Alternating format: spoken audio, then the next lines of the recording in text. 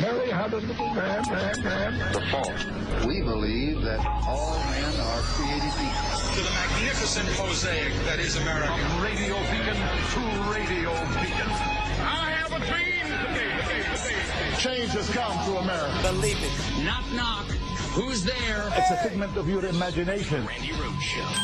Turn up your mind. President Trump's former campaign chairman, Paul Manafort, has cut a deal. There was no question that he was going to plead guilty to some charges to try to prevent this next trial from coming along. Right. The big question was, would he flip? Would he turn state's evidence? Would he go over and cooperate fully with the special counsel Robert Mueller? Well, today we have an answer. Paul Manafort has flipped. He pleaded guilty today in his second criminal trial, which will head off that trial. The trial will not happen. The guilty plea instead. Just last month, a jury in Alexandria, Virginia, convicted him of tax fraud and bank fraud. Now he's turning state's evidence. Our chief intelligence correspondent, Catherine Herridge, got the news about 2 hours ago. Catherine, what have we learned? Well, Shep, I was inside the courtroom for the hearing that lasted about an hour and 20 minutes. Paul Manafort entered in a navy suit, crisp white shirt, and patterned red tie. And for a moment, he flashed a smile to his family and the defense team. In the course of the hearing, he has pled guilty to 2 felonies, 2 conspiracy counts. The first count has to do with financial crimes before his participation in the Trump campaign. And the second has to do with witness tampering. And that was earlier this year in the spring of 2018. Most significantly, there is a cooperation agreement. There don't seem to be any boundaries or limitations on the cooperation agreement. And a short time ago, we heard from his lead attorney, Kevin Downing. Hello, everybody.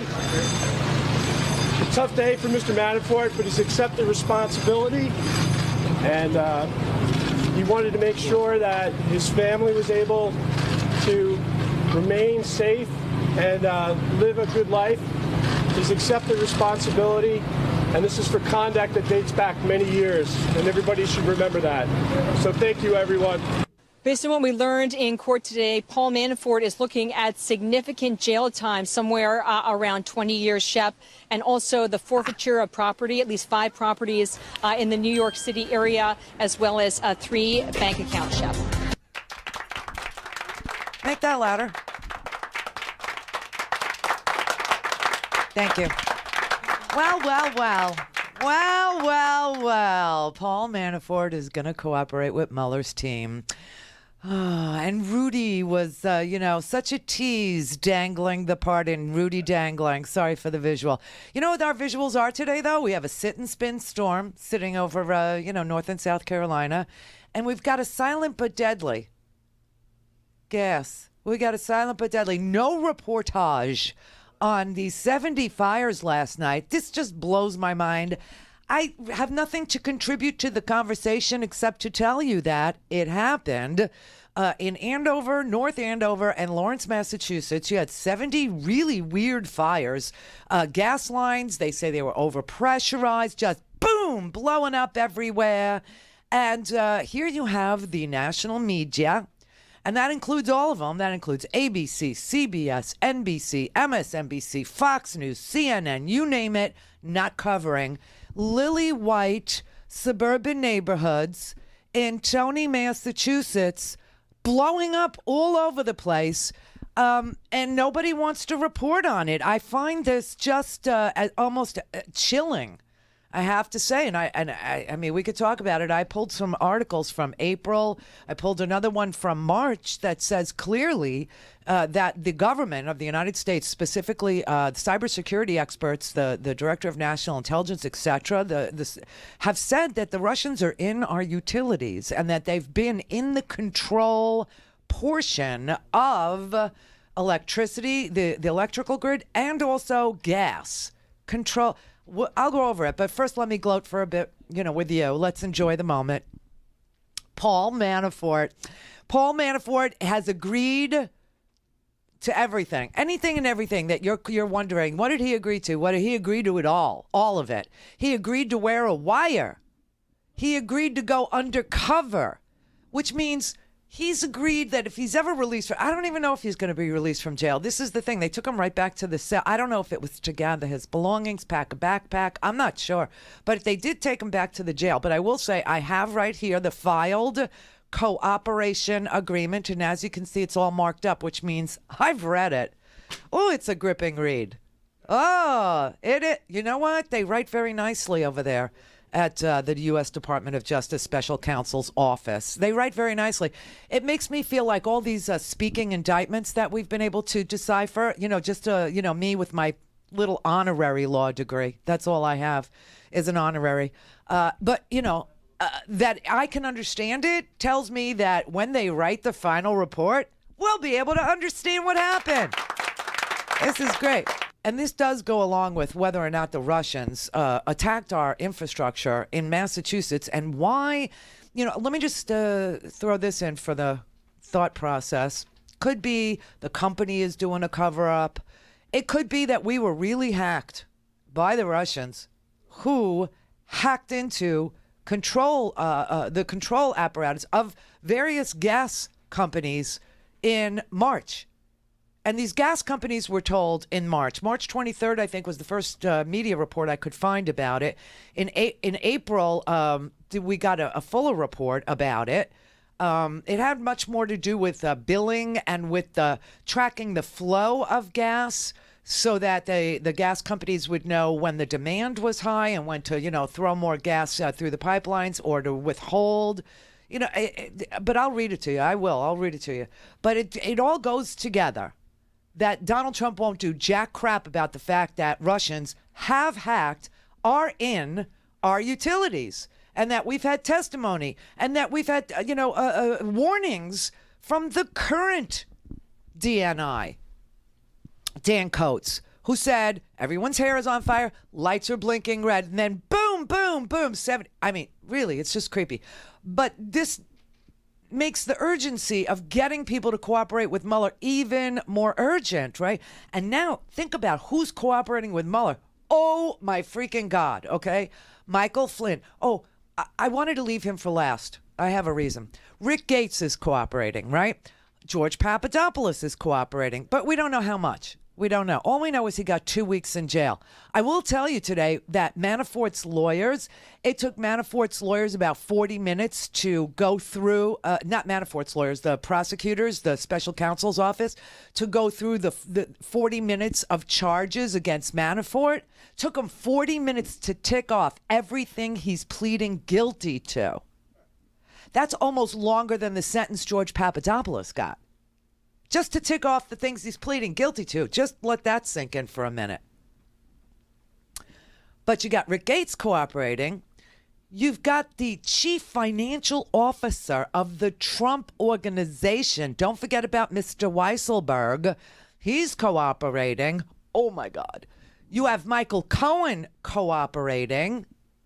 You now have that lawyer Vanderjwan, who also got less time than it took for the special counsel to tick off everything that Manafort's pleading guilty to this morning. You got him, and now you got Paul Manafort, who was the campaign manager. Rick Gates, who was the deputy campaign manager. The CF. Oh my God, this is unbelievable. This is unbelievable, and they all denied everything all the time. Remember? Are there any ties between Mr. Trump, you or your campaign, and Putin and his regime? No, there are not. It's absurd, and there's no basis to it. On the issue of Russia, though, it is still important. I mean, Russian government hackers did break into DNC servers last month. We know that. We know that Donald Trump and Vladimir Putin have said very positive things about each other. You personally, of course, Paul, advised the pro-Putin former president of Ukraine. Why is it so far-fetched to blame the Russians and say that the motive was to help you? I don't know anything about what you just said. You may know it, and if you do, then you ought to expose it. But to say I don't even know what you're talking about. It's crazy. The fact that we're having this conversation is the wrong conversation. So to be clear, Mr. Trump has no financial relationships with any Russian oligarchs. That's what he said. That's what I said. That's obviously what our position is. Not anymore. He's yelling at CNN anchors. He's yelling at CBS anchors. I don't know what you're talking about. And if you do, then you ought to expose it. Well, here it is, all exposed. I have it right here, the cooperation agreement. It's just unbelievable. This is what he pleaded guilty to. They took all these different counts and they put it into a couple of giant conspiracies. So these are conspiracy charges. It's conspiracy against the United States. Zam. Yeah, that's a violation of 18 U.S.C. 371, which includes a conspiracy to A, money launder, commit tax fraud, fail to file foreign bank account reports, violate the Foreign Agents Registration Act. This is the one we called early on, right? Failure to register as a foreign agent, FARA. We have lied to the Department of Justice. Conspiracy against the United States conspiracy to obstruct justice by witness tampering while on pretrial release. No appeal of any of this is going to be permitted. He has disclosed participation in criminal activity, including money laundering, false statements, personal tax evasion, corporate tax evasion, F-bar offenses, bank fraud, Foreign Agent Registration Act violations for his work in Ukraine, obstruction of justice, and at the time of sentence or at the completion of his successful cooperation, whichever is later, the government will move to dismiss the other 10 counts that hung the jury in Virginia, but not until they're very satisfied with his level of cooperation. Not until they're very satisfied. And then they will, this is unbelievable, they will write a letter, the special counsel will write a letter to the court and ask for a 2-level reduction in his sentencing. So he's looking at anywhere from 17 to 20 years, and they will write a letter saying to the court how much cooperation he gave, how valuable it was or not. And it's not binding on the court. The court can do whatever it wants. And he signed this. The court can do whatever it wants. It could give him the maximum. It could give him, 80%. It could knock it down 2 levels. It could knock it down 3 levels. They could give him 5 years, whatever. It doesn't, but it's not binding on the court. It's just, an agreement to try.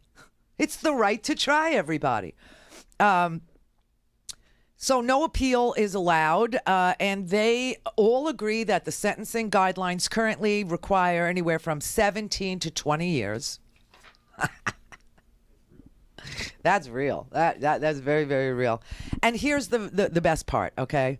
I told you the court is not bound by any of this, but they will write a letter. So now we get to the cooperation portion of the agreement, and this is so good because I just love the way they write.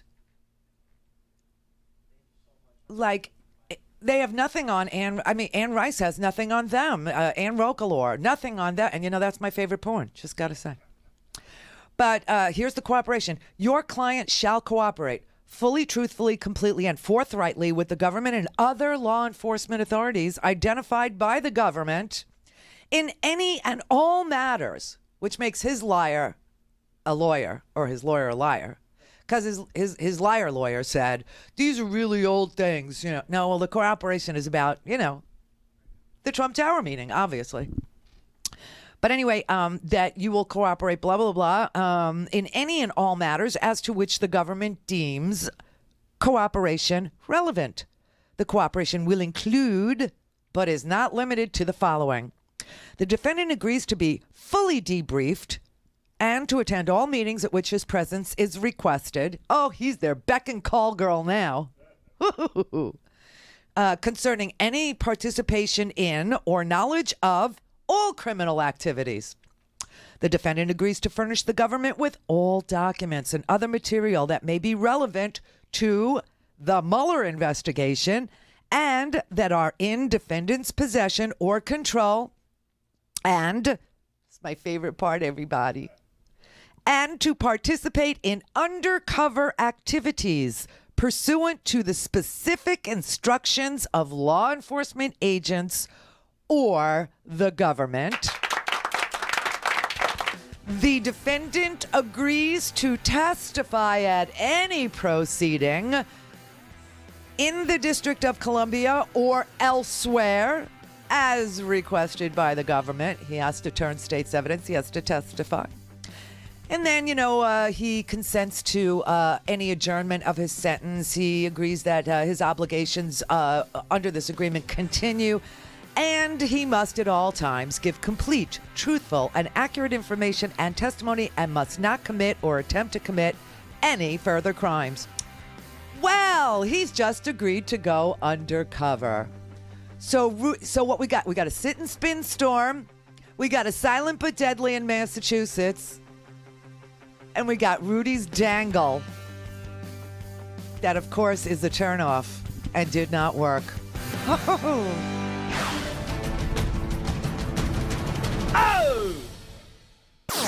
All things Randi at RandiRhodes.com. Go for launch. Speaking truth to power, the Randi Rhodes Show.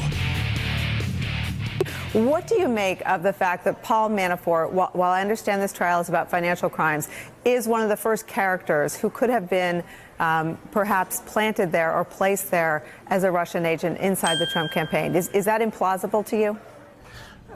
No, it's not implausible. I see so many dimensions of how the Russians take advantage of opportunities. So many elements of Russian tradecraft that could be present here. Identifying individuals who may have direct or indirect access to centers of power, either current or future. Individuals who have different types of vulnerabilities, whether it is financial vulnerabilities or vulnerabilities as far as being prone to flattery and their ego needing to be polished. There are people who have foreign business connections that could be exploited. Opportunities to dangle a business opportunities in front of them. Everybody's and dangling. A lot of times individuals who may have these weaknesses and these vulnerabilities will seize upon it. Sometimes they turn a blind eye to the potential that it could be, in fact, a ploy by a Russian intelligence element. But a lot of times people recognize that there are vulnerabilities here in themselves, but still will pursue this because they have tremendous financial pressures upon them. And I think what's coming out in this case is that Paul Manafort faced very, very serious financial problems and was seeking to capitalize on them. So I think the special counsel's team has done a good job, what I've seen so far publicly, in terms of uncovering some of this. And Rick Gates now is acknowledging his role in this. You know, when I see this continued case evolve, I keep thinking about sort of those who are affiliated with Mr. Trump. It's almost like a pack of cars going down a highway being pursued by law enforcement. Yeah. And some of those cars have been pulled over and have now cooperating with the authorities, the Mike Flynn's and George Papadopoulos's and Rick Gates. There are some of those cars that have been pulled over and are still resisting arrest, like Paul Manafort.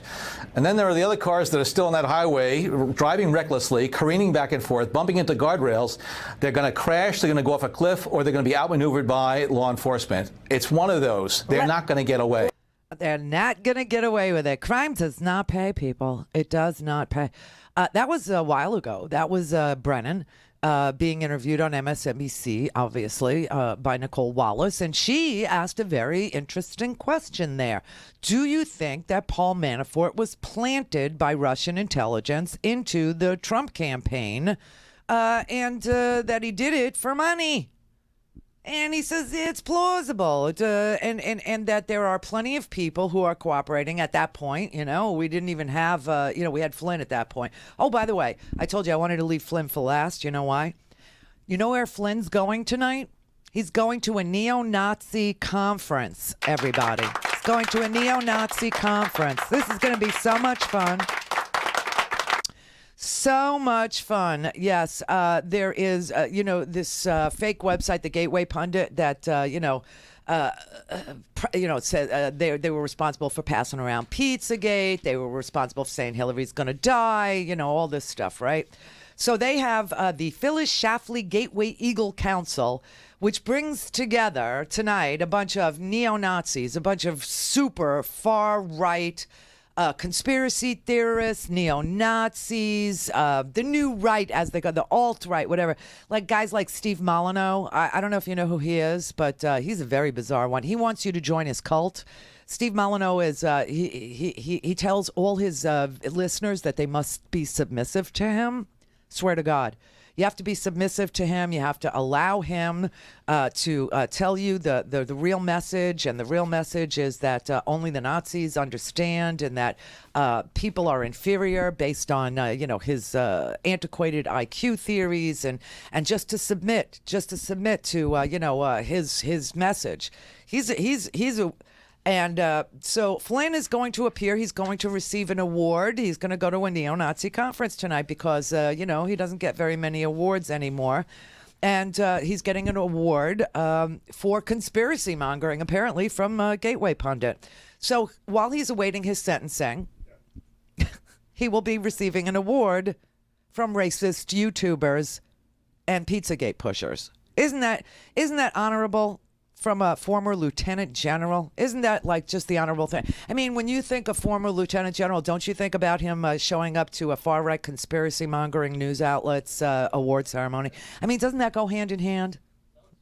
It's, every time I ever saluted somebody with scrambled eggs on their hat, I of course thought, oh, well, I'll see you at the Phyllis Schlafly Gateway Pundit neo-Nazi fascist conference. Of course I did. They're being sued, Gateway Pundit, by the way, for accusing the man who shot the video in Charlottesville of the neo-Nazi that actually rammed his car into Heather Heyer. James Fields Jr. is the actual neo-Nazi who is, been charged with the murder of Heather Heyer. But they falsely named a man from Michigan as the killer who drove the car. And then after it became apparent that the real driver of the car was James Field Jr., the neo-Nazi,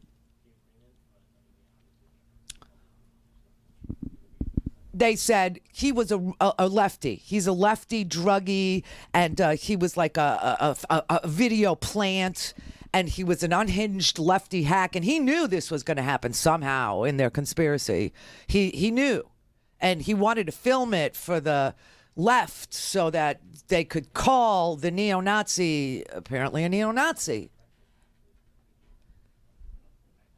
You're going to have Mike Chernovich over there and Jack Posobiec, James O'Keefe, the one who likes to edit things to make everybody look like they're, playing with fetal tissue or smoking it or, using it for ointment. I don't know. Candace Owens is going... from Turning Points USA, and Charlie Kirk, and the racist YouTuber Stephen Molyneux. Stephen Molyneux, of all the people, I don't know why anybody would follow him, except that he does say one interesting thing. He tells his viewers to cut ties with their families, and if I could...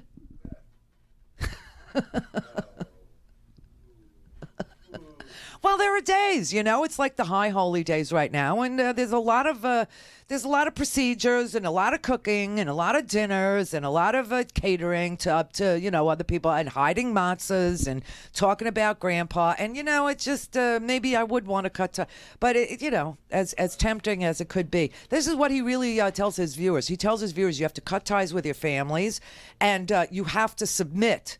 It's all about submission for him. I pulled a. I'm not going to play it. I was going to pull a clip of him, and it just made me nauseous because he talks about specific groups. He talks about Ashkenazi Jews being inferior when it comes to spatial reasoning, and this is why we're not architects. I mean, he's just a sick, F word. And then you've got, they're going international this year. You got far-right European political parties. You've got Dominik Tarczynski, who is a member of Poland's far-right Law and Justice Party. He's made headlines bashing, gypsies and immigrants, And you've got Europe's Peter Bystrom, who's a member of something called Alternative for Germany, which is the Nazis. They're a real Nazi party. They're, they hold anti-Semitic rallies, too. They whip up conspiracy theories, too. They do the Nazi salute. They demand national socialism now. And they got a British troll named Tommy Robinson who's claiming that if he goes to jail, because he's going to jail, but that if they put him in jail, he'll be in jail with 80% Muslims and they'll kill him. And this is, how he throws himself on the mercy of the court. You've got different panels lined up for Flynn, to either participate in or not participate in as he receives his award from these lunatic fascists. One of the panels is called The Fraud of Transgenderism. The other one is called Authentic Abstinence. It works every time. These are the incels. The guys that are so repugnant that nobody will screw them. Like not even a sit and spin, like nothing. So they celebrate it by saying, they're practicing authentic, I don't know. And then they have another climate change panel at the fascist, neo-Nazi, right-wing lunatic fringe that's honoring Michael Flynn tonight.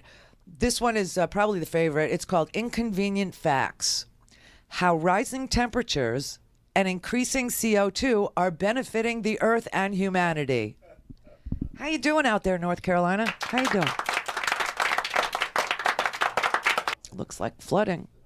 And Flynn's award will be followed by a talk called They're Back, the 10 Commandments as the Foundation of Law. By the way, we have to point out for special recognition the two other awards that are going out tonight. Full-Time Homemaker of the Year. Wait till you hear who won. And Phyllis Schlafly's award for excellence in leadership. Both will go to Representative Stephen King from Iowa,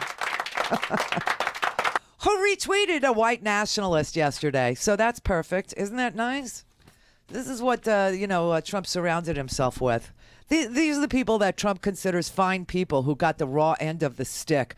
These are the people that, he thinks about pardoning. These are the people he calls decent. I know Mr. Manafort. I haven't spoken to him in a long time, but I know him. He was with the campaign, as you know, for a very short period of time, relatively short period of time, but I've always known him to be a good man. I thought it was a very, they do that very seldom. So I was surprised to see it. I was very, very surprised. He's talking about the raid. We haven't really been involved. Excuse me? Have you spoken to the FBI director about it? No, I have not. But to do that early in the morning, whether or not it was appropriate, you'd have to ask them. Early in the I've morning. always found Paul Manafort to be a very decent man. And he's like a lot of other people, probably makes consultant fees from all over the place. Who knows? I don't know. But I thought that was that was pretty tough stuff. Mr. President, to wake him up, perhaps his family was Don't there. you wake I him think up. that's pretty tough stuff. Don't you dare wake him up. He's sleeping. He's having executive time. He's watching Fox and Friends. He has business there that cannot be disturbed. And Paul Manafort has done an amazing job. He's here someplace. Where's Paul? Paul Manafort. Oh, good. You made it. Paul Manafort has done a fantastic and all of Paul's people. Paul brought on the staff. So we have a great group of people. There's Rick Gates. And we have a group of people that really wants to win and I think knows how to win. And we've all sort of been winning all our lives. This group of people in front of me, I know so many of you, we've been winning all our lives. There's at least two people that have pled guilty in that little stage hit right there. Just at least two. There was Rick Gates who was brought. Oh, Paul, you made it. Because apparently Paul likes to sleep in. I don't know what that, they woke him up. This is the bad part of the raid. They woke him up. And then Paul, I'm glad you made it. But he did such an amazing job. He brought all his own staff, brought all his own people. Couldn't do it without you. And then, worked for me for a very short period of time. Very short. Decent man that laundered money. Decent man that lied to the FBI. Decent. He's so decent. Well, are you going to pardon him? I don't talk about that. I have Rudy dangle. Everybody's dangling. It's all these men, I swear to God. It's just so ugh. Enough of the men, okay? Enough.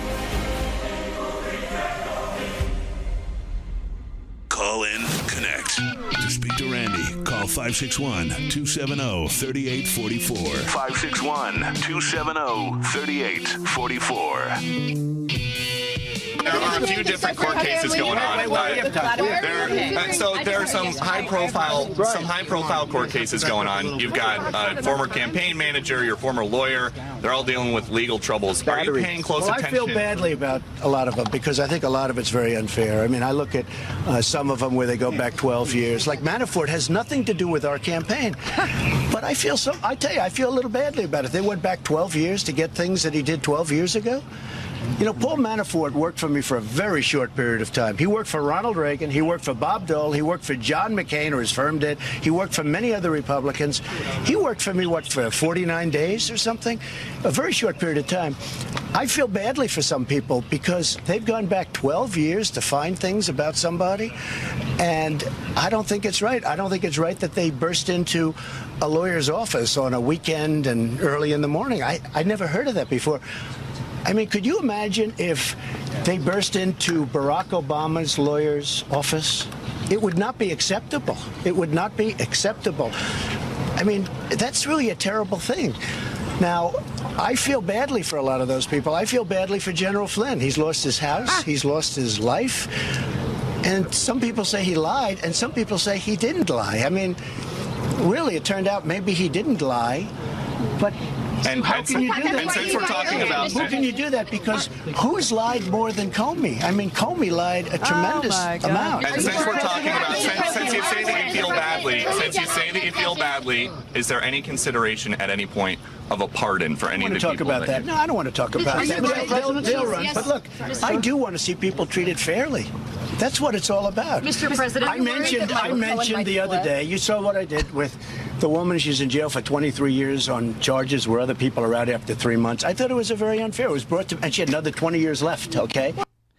Oh, I see. So he's comparing a woman who on a nonviolent drug crime 23 years ago, who was given a life sentence, and he pardoned her because Kim Kardashian asked him to.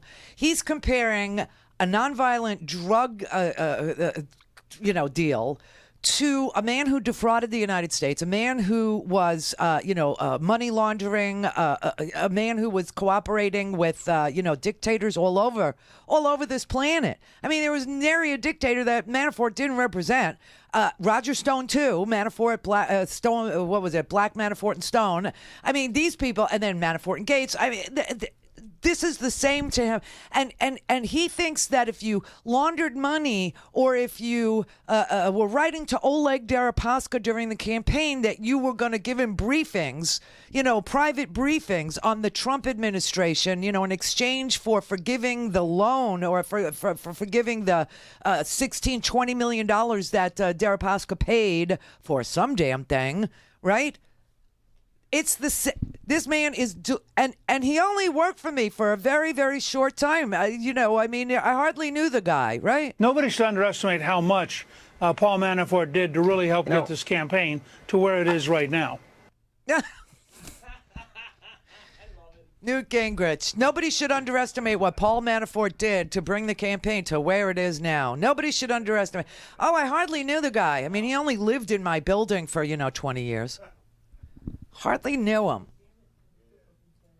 And then I hired him as my campaign manager. Blind. I'm telling you, I didn't know nothing about him. I did. He said also that prosecutors applied tremendous pressure on him, and he refused to make up stories in order to get a deal. Such respect for a brave man.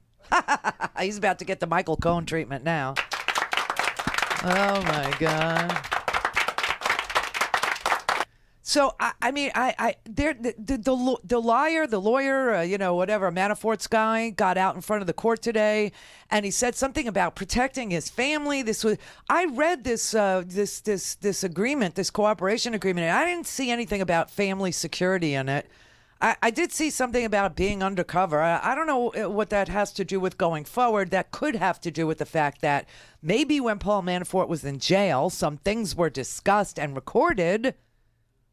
And now he's waived any attorney-client privilege or waived any right to keep that secret. I don't know. But the lawyer is saying, no, he did this to keep his family safe. I don't. Why would you have to keep your from who? From what? He's such a decent man. I mean, What is it? It's a tough day for Mr. Manafort, but he's accepted responsibility. And he wanted to make sure that his family was able to remain safe and live a good life. He's accepted responsibility, and this is for conduct that dates back many years, and everybody should remember that. So thank you, everyone. Two significant pieces to me, and please jump in if you find others in what Mr. Downing just said there. Number one, voicing publicly a concern that Mr. Manafort not only wanted his family to be able to live a good life, a financial question there, does he keep some resources even as he has to forfeit assets to pay back the government, but to be safe. To be safe, and then the second part, saying everyone should remember this is conduct that goes back many years. Is that a message to the President of the United States, saying Mr. Manafort has pled guilty to things that predate the Trump campaign? Yeah, certainly. I'm with you on this, John. I think the part about safety, you don't often hear when people cooperate that their lawyers start talking about their safety. So we don't know exactly. Something's going on here, and perhaps maybe that was a part of the plea agreement here, that the government was going to offer him and his family some kind of protection. We know that, you know, Paul Manafort has dealt with a lot of shady characters for a very long time. Yeah, and that could be what his concern is. The concern could be that they may think that including, let's put it on the table, including Russian oligarchs close to Vladimir Putin, who has a history of punishing his critics. That's exactly right. Overseas. And that was a concern. You know, certainly some folks that I've talked to always felt that the reason why Manafort didn't want to cooperate was because he was afraid for his family and for his safety. There could be something here going on where perhaps the special counsel and the government has offered him some sort of safety. The other thing is the continuous cooperation that they're now going to get, not just in the Mueller investigation. This is at the Justice Department, so there could be other matters. As we know, Robert Mueller has sent cases to the Southern District of New York, to the U.S. Attorney here in Virginia. So he could be cooperating in those cases. This is true. This does really go back many, many years. Cases that involve, there are investigations for years about Russian oligarchs and their business dealings here. There are other lobbying firms tied up in this allegation. Manafort has now pleaded guilty to, that he was essentially illegally hiding money from the government because he was doing foreign lobbying and not disclosing it as such. And then the Trump organization CFO is cooperating with the Southern District of New York. Michael Cohen is cooperating. So if you're the President of the United States today and you are sitting in the West Wing, and yes, your public statement and a factual statement is, none of this has anything to do with my campaign, but the big but is you also know that there are a half dozen or more other investigations going on about people around you and your organization, including your family. It's weird. It's very, very, very weird. This whole thing about undercover, and then the lawyer saying this was to guarantee his family's safety. It's very, very strange. And as I said, you could be very sure that I read the 17-page cooperation agreement, and I didn't see anything. Saw a lot of forfeitures, a lot of apartments, bye-bye, a lot of bank accounts, even his Schwab account. Poor guy had a Schwab account. E-Trade. He has to give that up. He has to give up the house in Brooklyn, the house on in the Hamptons, New York, the New York apartments, plural, the downtown one, the midtown one, all the apartment, all this real estate. He's got to give it up, forfeits to the government, and the government could take it whenever they want. They could take it by civil, they could take it by criminal, whatever they want. But he agrees that he's a criminal now, is what it is. And he can never take that back, they say, in this cooperation agreement. It's very weird. I don't know what his value is as a cooperator undercover. Because, who would talk to him now? But the liar is, saying, it's for his family's safety. I mean, I don't see anything about the family's safety to live a good life. I don't see. So I don't know. Pete in Los Angeles. Yeah, I'm afraid you've already answered my question. My thing was, what's the value of wearing a wire or being undercover? The only thing I can think of is that he may have had conversations in jail, while he's been held, and that those conversations are now discoverable, meaning those conversations are no longer, whether they were between him and his lawyer, or Trump called him, or, the kids called, whatever it was, that those are now part of the government's property. I don't know, because who would talk to him? It's very weird. Yeah. But I do think, you know, when we were looking at Bruce Orr the other day, and Bruce Orr's long service to this country fighting the Russian mafia, and this is why Trump went after Bruce Orr, because Bruce Orr knows where a lot of bodies are buried. Bruce Orr said that he was constantly being given information that the Russians had, and I don't know if you remember this phrase, Trump over a barrel. Now, I don't know what that means, but if the cooperation agreement has to do with exposing Oleg Deripaska, exposing Konstantin Kilimnik, Alexander Torshin, who funneled $30 million into the NRA, I don't know. I mean, that's the crazy part. We always speculated that he would never flip because he'd be afraid, understandably, that Putin would get his revenge and in one way or another, and that was always scarier than being even locked up in jail for life, right? And yet here he goes. Yeah. I don't know. Maybe they offered him something, you know, like witness protection program. Maybe he'll be a schnook and he'll order spaghetti and meat sauce and he'll get noodles and, ketchup. He'll wear a Groucho Marx glasses and mustache. Maybe, right? yeah, maybe he'll have his whole face rearranged. I don't know, but they do. They do. Okay. See, this is the deal. We don't know what Mueller has, except for the speaking indictments, who's cooperating, everyone around Trump, from the CFO to the Trump organization to his campaign manager, to his deputy campaign manager, to his national security advisor, to his foreign policy shop, to his own personal lawyer, are all cooperating. And now there's no point in Trump granting him, pardoning him, right? Right.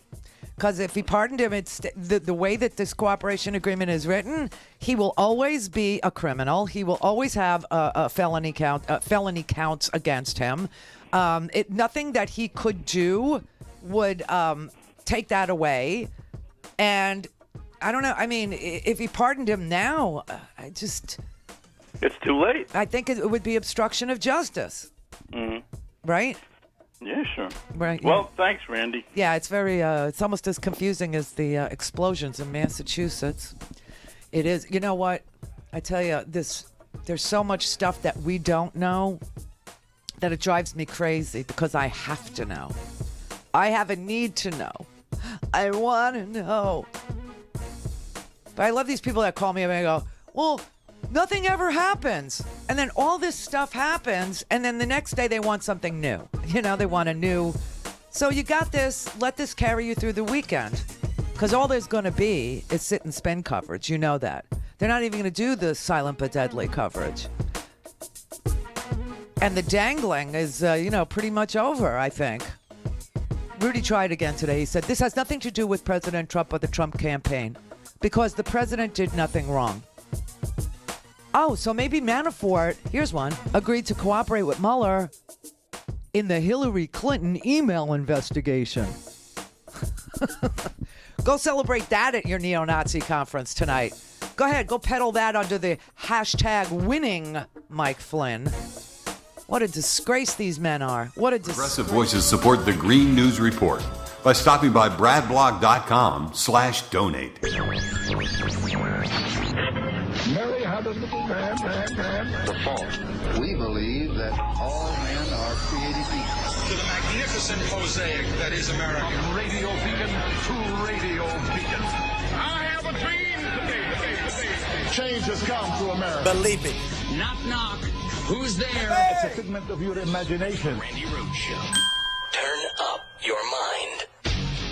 Well, good morning to you, John. One of those homes that exploded is actually right down the street behind me. But to be honest with you, we are being kept pretty far back because police told me this morning many of these homes, many of these areas are still being considered active crime scenes. The Andover fire chief described the scene out here as something like Armageddon, noting that as soon as crews put out one fire, another one would pop up in the building right next door. Flames engulfed more than 60 structures on Thursday, prompting evacuations of entire neighborhoods and widespread confusion on Rhodes. 18-year-old Lionel Robinson was inside a car right down the street from where I'm standing when a chimney from a house explosion fell on his vehicle. He died at the hospital a few hours later. Emergency management officials believe over-pressurized gas lines triggered the fires, but investigators have yet to reveal an official cause. Prior to these explosions, the Columbia Gas Company said it would be upgrading gas lines in neighborhoods across the state, including where the explosions occurred. Officials have cut power to these neighborhoods and they've shut down the gas lines indefinitely. The Massachusetts governor, Charlie Baker, says it could be weeks or even months, Gail, before we know an official cause of how this all happened. So this is an interesting story because here you have a reporter this morning saying that it's being treated as a criminal investigation, and then the media just stops reporting on it. You know, there were amazing pictures of Armageddon-like scenes in Andover, North Andover, and Lawrence, Massachusetts. There were just incredible photos. They were on Twitter. The mainstream, well, I don't even want to call it mainstream media. It's the whole media, the entire media, all the networks, all the cable news outlets, everybody sort of reported on the fact that it had happened. It was still ongoing by this morning. That was CBS News this morning. And that it's being treated as a criminal, a crime scene, but it could be weeks and months. Now, when you have pictures of Armageddon, which is what the firefighters are describing it looked like there. You have, the Andover Fire Rescue Chief, his name's Michael Mansfield. He told reporters last night, this has been an overwhelming event. I've been in the fire service for almost 39 years. I have never seen anything like this in my entire career. It looked like Armageddon. It really did. And you have all this video, and the news media doesn't use it. And instead, they're covering, a flooding event, which is a legitimate event in North Carolina. I mean, I told you, I called it, I always call it. I'm really good at this stuff, right? Didn't I tell you you're going to have a sit and spin? Didn't I tell you that this is not going to be a wind event? This was going to be a lot of flooding. This was going to be, a disaster for people who, lived close to rivers, who lived close to, beaches that didn't have real dunes. And, okay, so that's what you got. And they're all out in the wind with the baggy pants and getting, hammered by rain. And this happens in Massachusetts where you have Armageddon breaking out, 70 different explosions.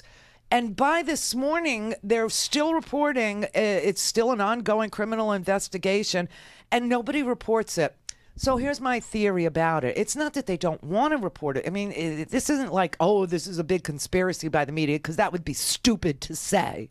And you'd have to be, Rush Limbaugh to say it, or Sean Hannity, or Tucker Carlson, or whatever she did to her lips, Laura.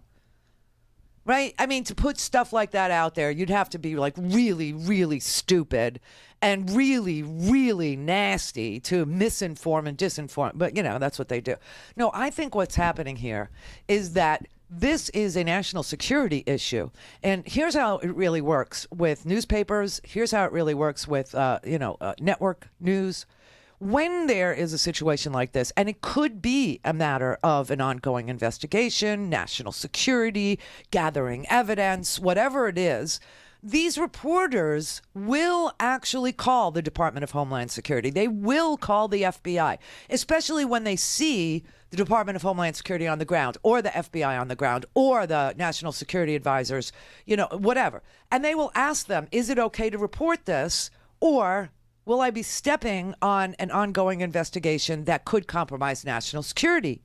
And the national security apparatus in this country, the DNI, CIA, FBI, all of these people, Department of Homeland Security, if they say to the networks, please embargo this story, meaning sit on it for a while, because it will interfere with our investigation, the networks will do that. They will not jeopardize our national security to proffer a story, to put a story in the newspaper. They won't do that. There's a lot more to reporting than you might think that goes on. And so I'm thinking that this is the explanation about why everybody is in tacit agreement to just generally report that something happened, but not put it in context, not look at the fact that on March 23rd of this year, we had NPR reporting that the United States government said that Russian hackers targeted and gained access to U.S. energy computer networks, that report was out there. And it just, it got reported generally that the DNI, Dan Coates, has said subsequently that the Russians are inside the electric grid. They love our utilities. They're very interested in doing what they did to Ukraine, which was, they shut the electricity off in Ukraine. They did it twice, the Russians did. But I want to read you these stories because, I think something really heinous is happening in this country right now, having to do with gas lines and utilities. Because this was already previously reported, I don't feel like I'm jeopardizing anything because it's easily Googled. So this was an AP report, okay, March 23rd, 2018, and it reads like this. When President Trump phoned Russian President Vladimir Putin to congratulate him on his re-election Wednesday, Trump made no mention of one of the latest irritants between Russia and the West, his administration's announcement that Russia successfully hacked the U.S. power grid. The Department of Homeland Security and the FBI issued a joint alert last week. So this would be like around March 15th, right? And this is what it said. Quote, Russian government cyber actors have been targeting U.S. critical infrastructure sectors, including energy, nuclear, commercial facilities, since at least March of 2016. The announcement came the same day that the U.S. imposed sanctions against 19 Russian individuals and 5 entities for interfering in the 2016 election and for other cyber intrusions. James Lewis, a cybersecurity expert and vice president of the Center for Strategic and International Studies, said the news that Russia penetrated the energy grid does not exactly come as a surprise. Quote, the Russians have been doing this for years. The change is that the U.S. government came out and said the Russians hacked the utilities. The government informed electric companies last summer that Russia undertook what DHS called a, quote, multi-stage intrusion campaign against utilities using common hacking techniques such as malware and spear phishing. The hackers were able to gain access to at least one power plant's control system. The Department of Homeland Security was able to reconstruct screenshot fragments of a human-machine interface that was accessed. Here's what the Director of National Intelligence in the Obama administration said. He said, quote, they were not simply looking around that system and reconnecting it. Joel Brenner, head of counterintelligence under the Director of National Intelligence in the Obama administration, told NPR, quote, they were placing the tools that they would have to place in order to turn off the power. That's a serious vulnerability for us, and we're not anywhere near ready to deal with it. And then they recount what happened in Ukraine in 2015, that the Russians targeted, their electric grid in 2015, and they disrupted power for 200,000 people. Scott Aronson, Vice President of Security and Preparedness at Edison Electric Institute, which represents the nation's electric companies, said power companies have tried to learn from the attack. Very much so, Aronson said, the electric power sector takes a lot of different measures to protect our systems. And then he says that includes operating power plants without digital controls, just like in the old days. I tell people one of the best ways to protect against cyber threat is to not rely on cyber. He said the U.S. power grid operated for the better in the part of most of the last century when it didn't rely on cyber. He said we should go back to operating, manually to keep the lights on. And some power companies, block emails and other internet traffic, And then it goes on to say, Maria Cantwell from Washington, the senator from Washington, she had said back then that she called DHS and told them, quote, our energy infrastructure is under attack. It's under cyber attack, and we need to do much more to protect it as a national critical asset. Cantwell wanted the Trump administration to do an assessment of Russian cyber attacks against the electric grid. The Department of Energy is establishing an Office of Cybersecurity. They're just starting now. Okay, this is recent news. This is from March. Okay, and then Brenner, from the Obama administration, he said, quote, the president has not so far shown any inclination or backbone in confronting repeated Russian provocations, and one can only ask, why is that? Russia is playing jujitsu with us. Nobody wants a war, he said, but the hostilities taking place now are in the gray space between war and peace. All right, so there's that. That deals with the electric grid. Well, here's one that Bloomberg reported out on April 4th of 2018, about 2 weeks later.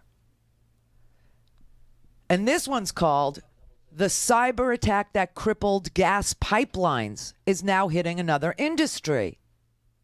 And this has to do with the gas pipelines. And it says a cyber attack that hobbled the operations of at least 4 natural gas pipeline companies starting last week also triggered charges within the utility industry, or changes within the utility industry.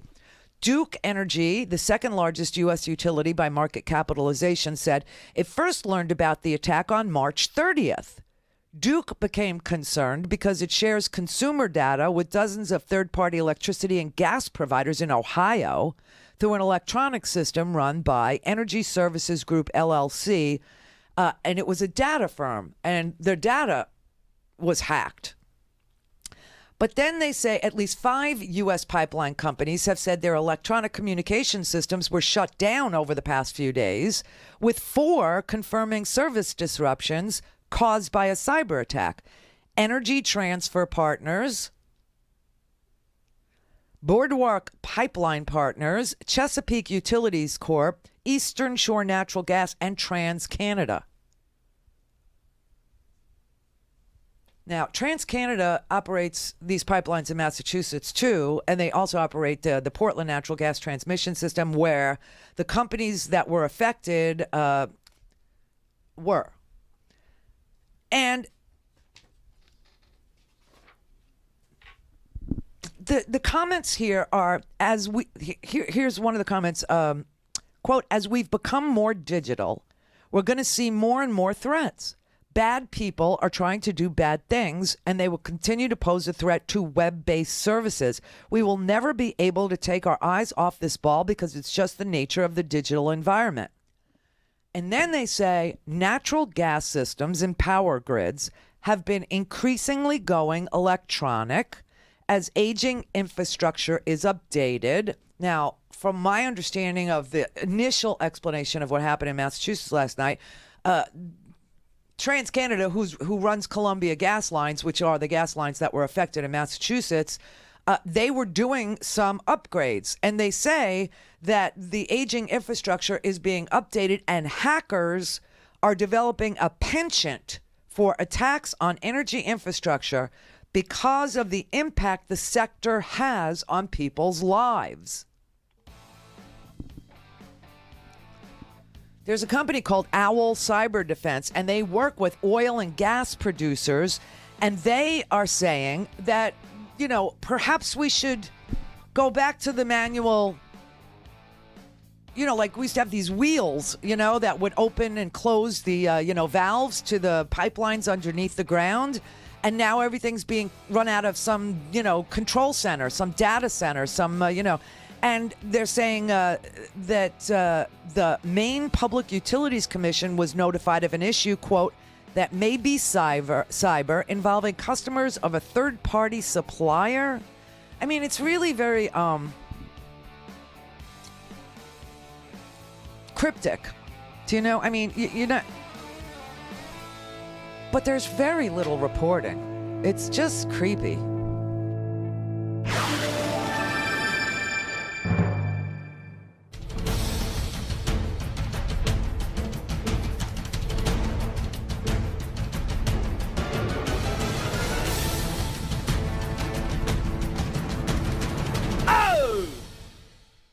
Randi Rhodes Show is live on RandiRhodes.com and the free Progressive Voices app for Android and iOS. Visit the App Store or ProgressiveVoices.com now. Remote control technology allows the actuator to be triggered by system operators from a central control location. Automatic shut-off technology uses a control device to automatically initiate the actuator in the event of a large pressure drop, usually caused by an emergency situation, such as an earthquake or third-party damage.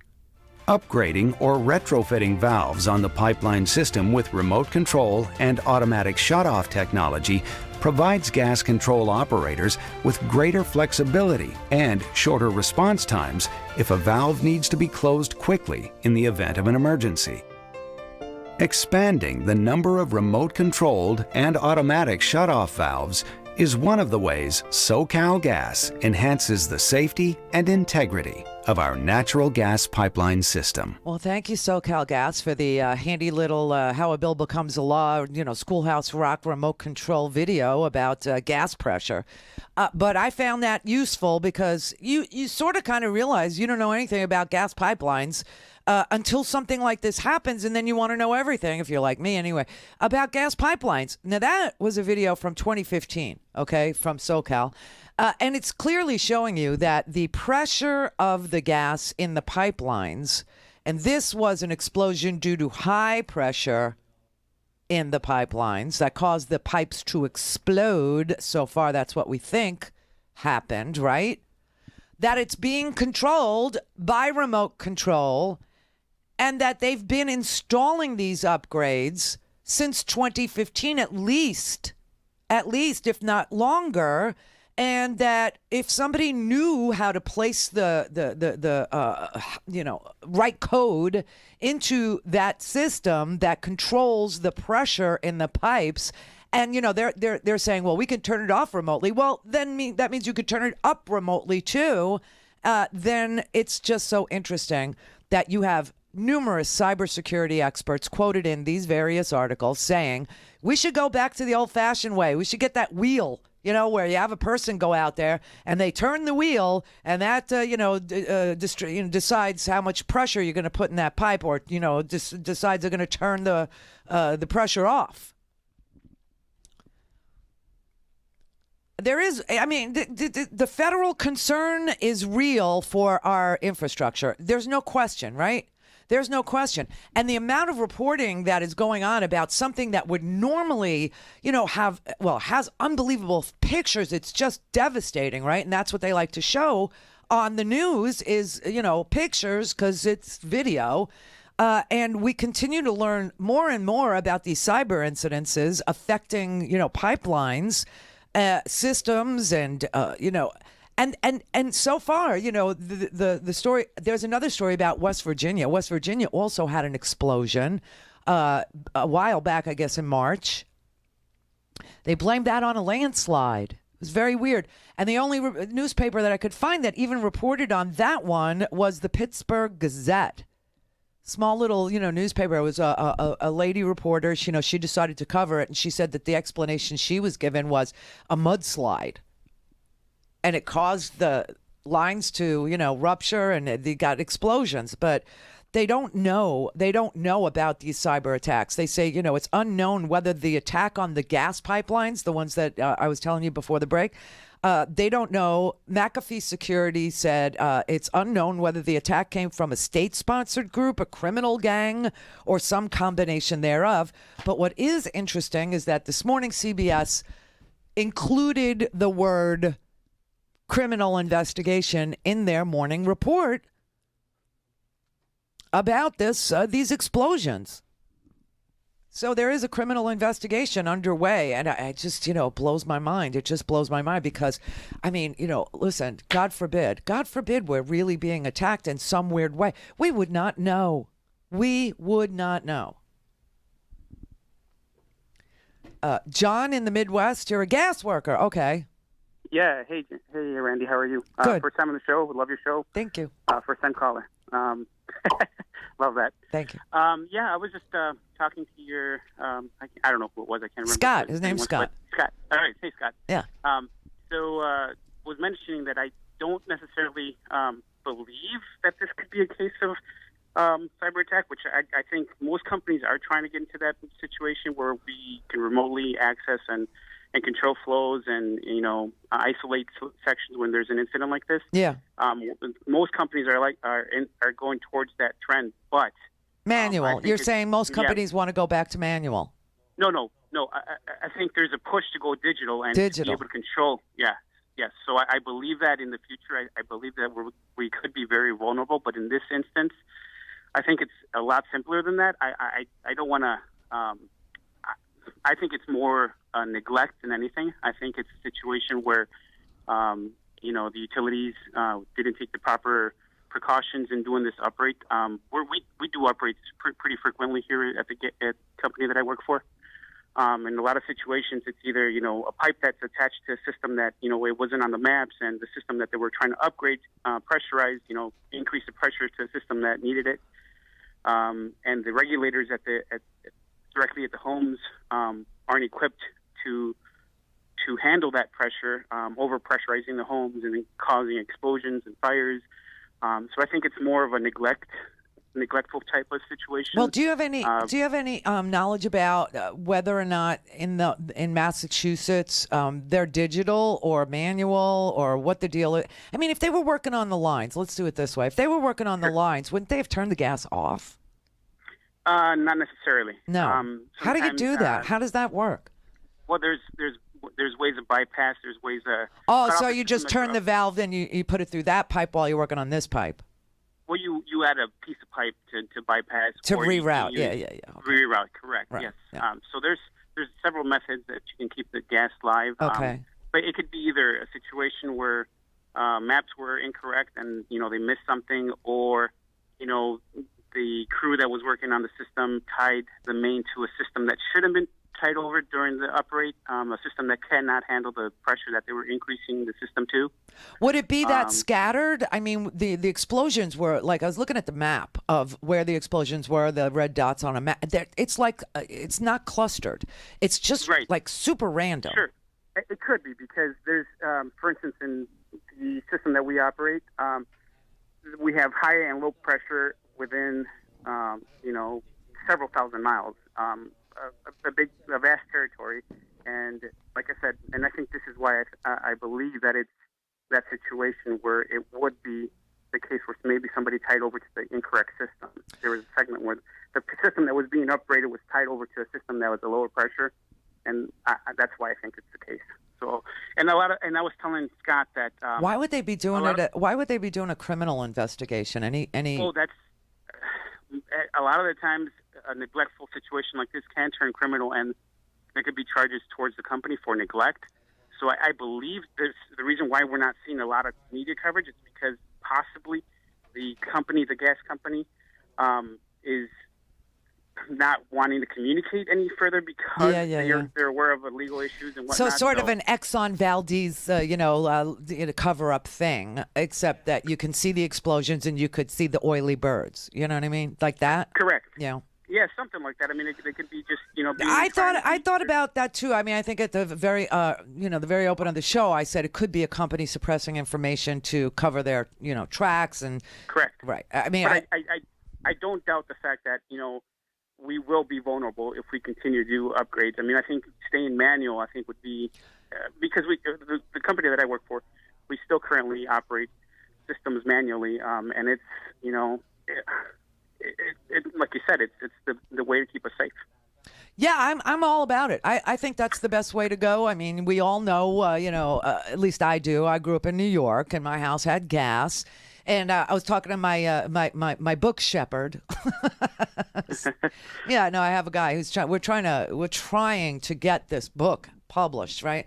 And I was talking to him last night, Steve. And I said to Steve, did you see this gas thing? And he goes, let me tell you a story, because Steve always has a story, which is why I love him, because that's what the book is. It's stories. And so he said when he was a kid, he remembered going home, and he was like kind of a latchkey kid. We all were. And his parents would tell him, put the, the Swanson's TV dinner in the oven at 350 and uncover the mashed potatoes or the apple cobbler, right? And then, wait 45 minutes. Except they forgot to tell him, you have a gas oven, you need to make sure the pilot light is on. Right? Right. So 45 minutes after he's waiting for his TV dinner, he takes it out. It's ice cold, and his father comes in the house, and his father goes, "Don't smoke a cigarette." Right, right. And he almost blew up his house. Right. So there's that. And that's why I really think gas ought to be manually controlled, because there's just too many opportunities to mess with it with the cyber attacks. I mean, turning off your electricity, yes, that's horrible, and that is what the Russians seem to be, doing in various countries around the world. But now I'm reading these stories about gas pipelines, and oh my God, that's so dangerous. There's a potential for that getting very out of hand per se. Yeah. I mean, if they have the ability to access, SCADA systems, which are, basically monitoring stations that, control, the flow and tells you everything about the delivery of gas. I don't want a computer turning a valve on and off. Yeah, I just don't. I don't want that happening. I want a person to do that. And I agree. Yeah, and I think that is, the best, most, it's just the safest way to go. I'm so glad that you called, because last night I was dying to talk to somebody like you. I mean, I had so many questions, and it does dawn on a human that when explosions like this happen, that you don't really know anything about the pipelines. You don't know anything about how they work. That's why I went looking for videos and things to explain it to me, because I could teach myself just about anything. But I'm so grateful that you called. Thank you very much. I love your show, and I took the opportunity, and I said, hey, I should probably call about that and talk about it. So definitely, you did the right thing. I'm so proud of you. Yeah. Thank you. The automatic valves are kind of like the self-checkout for gas pipeline employees, that eliminate positions for those that's another union thing. Workers. Right, that's another thing. So, it's just safer. It's better. It's more reliable. It's a human being, and it's somebody, who knows what they're doing. I mean, I don't know how you work around gas. It freaks me out, because it's like I was joking, it's silent but deadly. No, it's very dangerous. I know. Very dangerous. I know. So, well, thank I love your you. show. Randy, thank you. It's mutual. I love you too. Thank you for calling me. I love you. So excited to talk to you. Really, I am. I was just so dying to ask these questions, because what? No, I was going to tell you to piggyback off what he was just saying. The New York Times is now reporting. They just put out a new article. The mayor of Lawrence, Dan Rivera, is criticizing Columbia Gas, the company that's controlled all this gas, and he says they're least informed in the last act. They're hiding from the problem. You'd think they'd have meetings and be up here with the in front of the news telling us what's going on. Mm-hmm. And the governor of Massachusetts removed them from the cleanup and put a different gas company in charge. So that may be answering what the criminal charge is. It's interesting. Yeah, it's interesting. It's a horrible thing that happened, and it's terrible. And if honest to God, like I'm in Florida and I have the proper amount of empathy. We all do. I mean, Brett, Scott, me, Howard, we were all talking, yesterday and in this lead up to, Florence making landfall, about that we're the exact right people to follow this storm, because we know what to expect, number one. We're good at tracking these things because we have to for our own survival, and we have the right amount of empathy. But if I were living in Massachusetts, in Andover, or in Lawrence, or in North Andover, and I didn't see anybody covering the absolute destruction of these neighborhoods, these houses, these homes, death, an implosion, and the firefighters that are out there risking their freaking life, and no cover, it would send me like, and I would start thinking the news was fake. This is the Randi Rhodes Show. To speak with Randi, dial 561-270-3844. That's 561-270-3844. Did you know about the $130,000 payment to Stormy Daniels? Then why did Michael Cohen make it if there was no truth or allegation? Well, you have to ask Michael Cohen. Michael's my attorney, and you'll have to ask Michael. president's been clear that he hasn't done anything wrong. I think we've stated that about 1,000 times. Then Michael Cohen? Why isn't that having something? Where's Mueller on that, sir? Having something to do with paying some Stormy Daniels woman $130,000? I mean, which is going to turn out to be perfectly legal. That money was not campaign money. They funneled it through the law firm. Funneled through the law firm, and the president repaid it. Oh, I didn't know he did. Yep. Can you just tell us what day the president was told about the payment? Again, guys, But you've spoken about this before, so why guys, did you not speak about it now? here. I'm sorry. Again, there's ongoing litigation. I can't go any further than what I've given in the past. This was information that the president didn't know at the time, but eventually learned. So Rudy knows it's a witch hunt. He started yesterday. He'll get his facts straight. We're not changing any stories. All I'm telling you is that this country is right now running so smooth. And to be bringing up that kind of crap and to be bringing up witch hunts all the time, that's all you want to talk about. You're going to see, excuse me. You did not know no, but you have to, the payments. excuse me, you take a look at what I said. You go back and take a look. You'll see what I said. You said no. Excuse me, excuse me. You go take a look at what we said. So did Michael Cohen make payments to other women for the president? I have no knowledge of that, but I would think if it was necessary, yes. Look, I did nothing wrong. You have to understand. This stuff would have come out a long time ago. I did nothing wrong. I don't do anything wrong. It's really nice. Is he still your friend? I always liked Michael. friend? I haven't spoken to Michael in a long time. Is he still your lawyer? No, he's not my lawyer, but anymore. Your personal lawyer, and not But I anymore. always liked Michael. Are you? And he's a good person. Are you and worried I that think he will he's been. cooperate? Excuse Are me. you- Do you mind if I talk? I just want to know if you're You're worried asking me a question. I'm trying to ask Just it. want to know if you're worried if he's going to cooperate with federal No, I'm not worried investigators. because I did nothing wrong. Got it. Nothing wrong. Got Okay. it. Yeah, well, it came to pass that the president was lying over and over again, that Rudy Giuliani is lying over and over again. And, yeah, Michael Cohen pled guilty to 2 felonies having to do with campaign finance violations, and said he did it at the direction of the president of the United States, which now leads me to this. If the president is under criminal investigation, which he clearly is, how does he get to appoint a Supreme Court justice? How does he get to pick his judge? This is sick. This is twisted. This is unbelievable. And if they're going to lie to us about all these things, if they're going to lie to us over and over and over again about Manafort, he didn't work very hard. He did work very hard. He was completely responsible for, shepherding him through the, Republican National Committee. Don't underestimate what he did. He did nothing for me. He's a decent man. He just pled guilty, and he's offered to cooperate with Mueller's investigation into the president of the United States, who is clearly a subject of Mueller's investigation, as is Roger Stone, as is Jared, as is, Junior, and the president himself. You know what I'm saying? So you have all this going on. How does the president get to nominate a Supreme Court justice who obviously we caught lying under oath? Just before we leave for the weekend, I have to tell you that Patrick Leahy last night put a op-ed piece in the Washington Post. He wrote an op-ed, and this is worthy of your attention so that over the weekend you can begin to email and or call. There are several programs out there, like Indivisible's got a really good one where you go on and they'll tell you, enter your zip code and you'll be able to tell your senator. There are, Twitter, you just look everybody up. I'll tell you that Susan Collins, her Twitter handle is @SenatorCollins. Lisa Murkowski's handle is @Lisa Murkowski. She doesn't have a senator in front of it.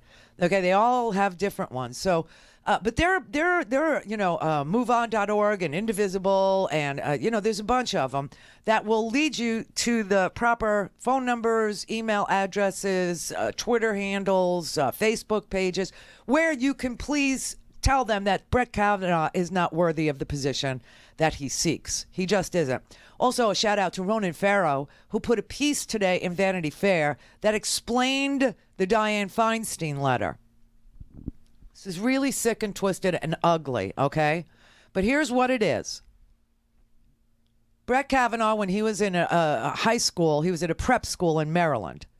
And it was an all-male prep school, and there was a neighboring school that had girls in it, and they had a house party.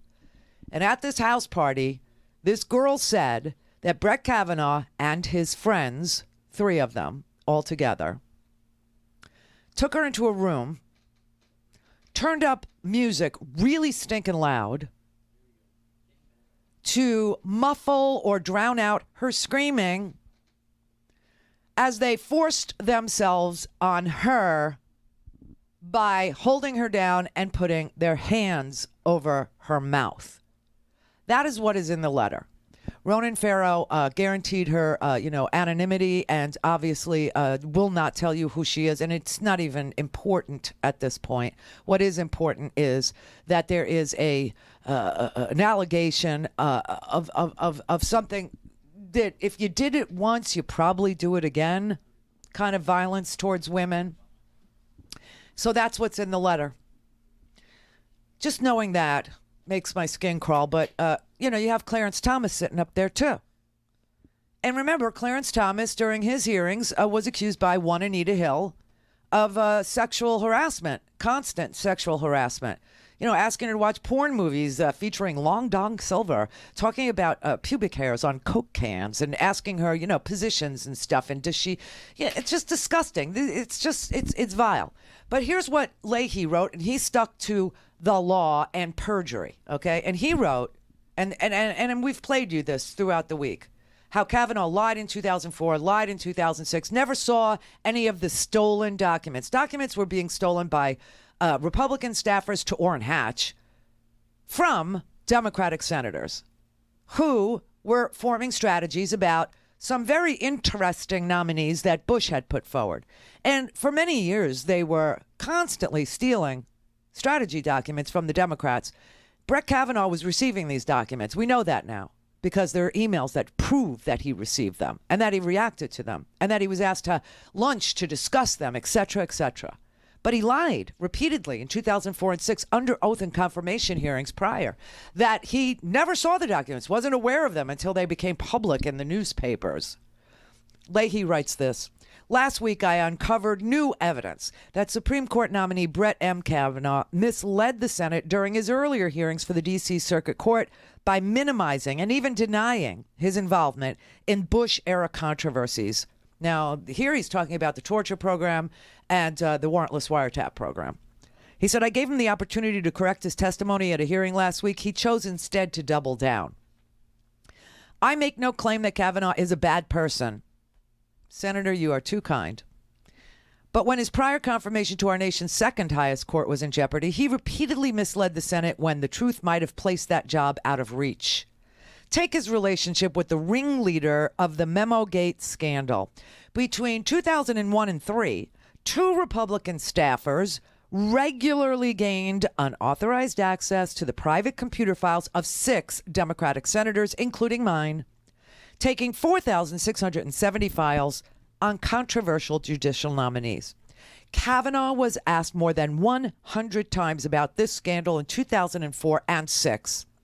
He testified repeatedly that he knew nothing about the source of the information, that he received nothing that even appeared to be prepared by Democratic staff, and that he had never suspected anything unusual or untoward. But emails I released last week show that then Republican Senate Judiciary Committee counsel Manuel Miranda, who, by the way, worked for Orrin Hatch, regularly shared obviously ill-gotten inside information with Kavanaugh, which Miranda often asked to be kept secret. And that includes 8 pages from a Democratic memo taken verbatim from me on a controversial nominee that Kavanaugh was asked not to forward. Emails also show that Miranda told Kavanaugh about a sensitive private letter that I received on a nominee's position on abortion. That's Priscilla Owens. It was about following the money. She was being propped up and given money and donated, these right-wing legal groups that wanted to overturn Roe v. Wade. Okay, so in a private letter that I received on a nominee's position on abortion, a letter Miranda described as, quote, confidential, requesting that, quote, no action be taken. They also show Miranda asked to meet privately at his home to give Kavanaugh, quote, paper on Democratic senators thinking. Other emails describe meetings that we were holding, materials that staff were sharing internally, leads that we were pursuing, what staffers were advising their senators with the notation, quote, highly confidential, a private letter I had sent to another senator, and even one from an associate of Miranda with the subject line, quote, spying, with information about a Democratic mole they had. Last week, when confronted with these emails, Kavanaugh testified that this was normal information shared with, quote, friends across the aisle.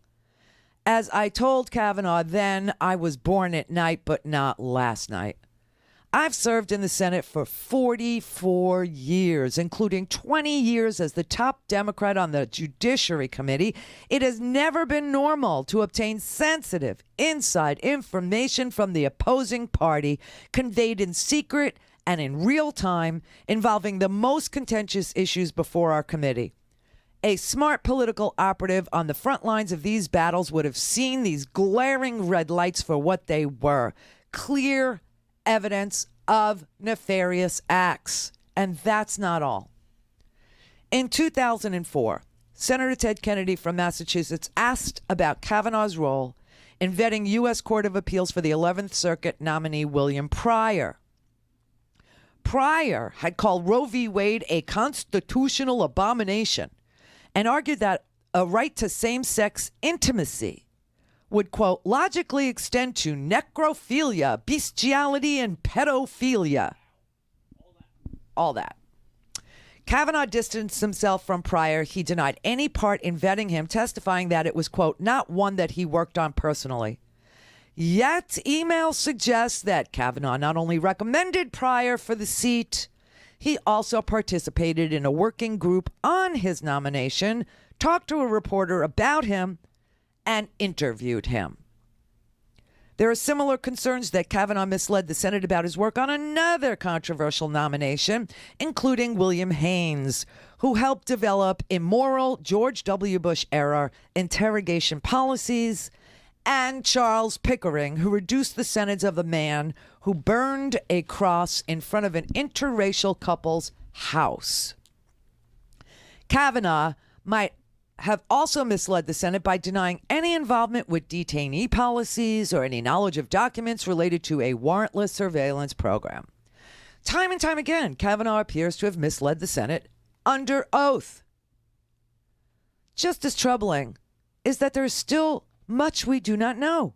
With the rush to confirm Kavanaugh, the Senate has vetted only 7% of his White House record, and Republicans are intent on keeping the rest hidden. On Thursday, Republicans repeatedly blocked subpoenas that would have answered these questions. And the White House is withholding an outrageous 102,000 pages of records, the most significant portion of which relates to judicial nominations. The chance that these records do not contain evidence relevant to Kavanaugh's truthfulness under oath, approximately zero. Compare this process to the Elena Kagan nomination. As chairman of the Judiciary Committee, I worked with then-ranking Republican Jeff Sessions and obtained 99% of Kagan's White House records.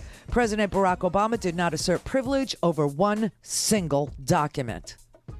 Over 40 years, I have voted for more Republican-nominated judges, including Chief Justice John Roberts, than the vast majority of Republicans. I do my best to evaluate each on the merits, setting aside my concerns about what a Justice Kavanaugh would mean for the rights of Americans. I cannot support a nominee for a lifetime seat to our highest court who cast aside truth in pursuit of raw ambition. Unimpeachable integrity must never be optional. Pass that around, will you? Yeah, pass that around. Senator Dick Durbin, when he was denied the subpoenas that he requested, questioned, why do we even bother to swear in witnesses if they're going to get away with lying under oath? What is it all for? What a charade it actually is. What does it mean to be under oath if it means nothing to a Brett Kavanaugh, if it means nothing to a Supreme Court justice nominee? Clarence Thomas got away with it back in the day because there was no Me Too movement, but there sure is now. And this story that Ronan Farrow exposed today in Vanity Fair is just, well, it goes to character. And you might not care about character because some of you vote for people who are completely devoid of any character. But on the Supreme Court, a perjurer? No. Buy a stinking podcast.